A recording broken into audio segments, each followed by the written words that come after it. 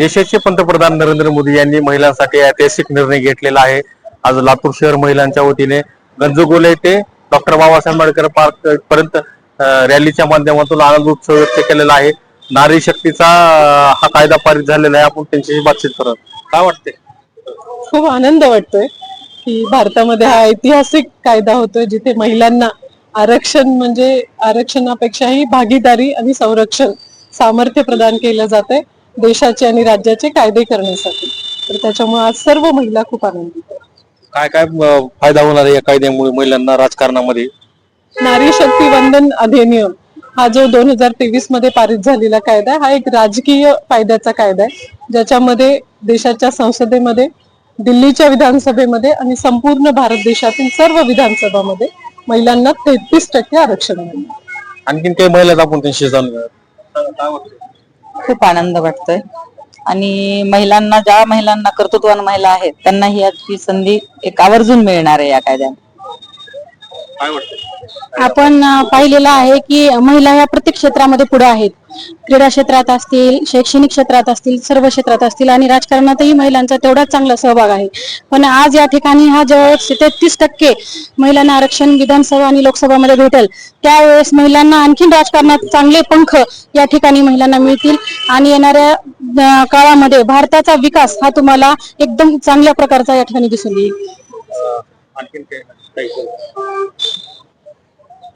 माननीय देशाचे पंतप्रधान नरेंद्रजी मोदीजी यांनी 2039 मध्ये जे विकसित भारताचं स्वप्न पाहिलेलं आहे आणि ते स्वप्न पूर्ण करण्याकरिता मागच्या काळामध्ये स्थानिक स्वराज्य संस्थेमध्ये जे 50% आरक्षण होतं त्या आरक्षणावर महिलांनी त्या मिळालेल्या संधीचं सोनं करून दाखवलंय, आपलं नाणं खणखणीत वाजून दाखवलेलं आहे।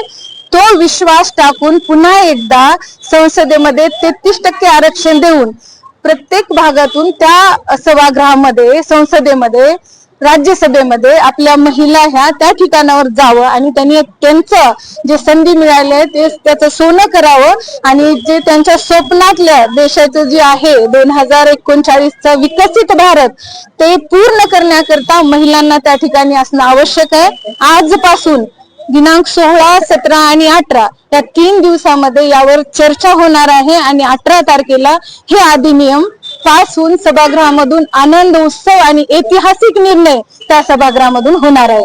आणि आज आम्ही सुरुवात केलेली आहे रॅली काढून आधी माता आमची आपल्या लातूरचं दैवत आई जगदंबेच्या चरणी नतमस्तक होऊन संविधानाचे जनक डॉक्टर बाबासाहेब आंबेडकर यांच्या चरणी नतमस्तक होत त्यांना देखील सगळ्यांकडून आम्ही ऋण व्यक्त केलेले आहेत आणि आमच्या मिळणाऱ्या संधीचं नक्कीच सोनं करू हा विश्वास देखील आम्ही सगळ्यांनी एकमेकीला आनंद उत्सवामध्ये साजरा केलेला आहे।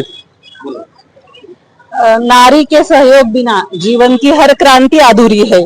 त्याच्यामुळं भारत स्वतंत्र झाला, स्वातंत्र्य लढ्यामध्ये स्त्रिया होत्या पण सत्तेच्या भागीदारीमध्ये आणि निर्णय क्षमतेमध्ये त्यांना स्थान नव्हतं। तर 1947 पासून सुरू झालेली ही लढाई 2023 मध्ये संपलेली आहे। आपल्याला नारी शक्ती वंदन अधिनियम अंतर्गत 33% आरक्षण निर्णयासाठी, निर्णय क्षमतेसाठी आणि प्रतिनिधित्व करण्यासाठी स्त्रियांचं ज्या 50% आहेत त्याच्यामध्ये आरक्षण मिळालेलं आहे।